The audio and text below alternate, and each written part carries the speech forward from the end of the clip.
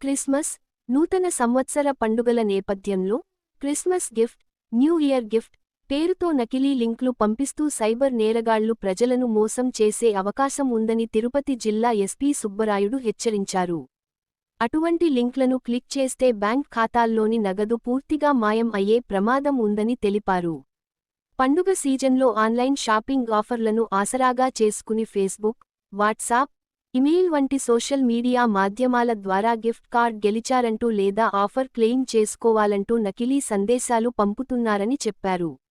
లింక్పై click చేసిన వెంటనే mobile, bank ఖాతాలకు సంబంధించిన వ్యక్తిగత సమాచారం దుర్వినియోగం అవుతుందని స్పష్టం చేశారు.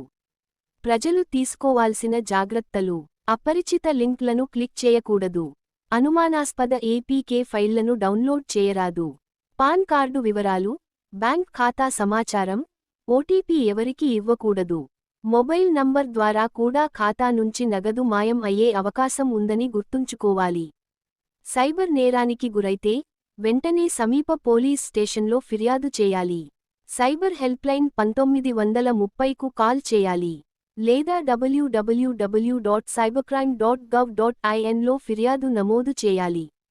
పండుగ సీజన్లో ప్రజలు అప్రమత్తంగా ఉండి సైబర్ మోసాలకు గురికాకుండా జాగ్రత్తలు పాటించాలని జిల్లా ఎస్పీ విజ్ఞప్తి చేశారు.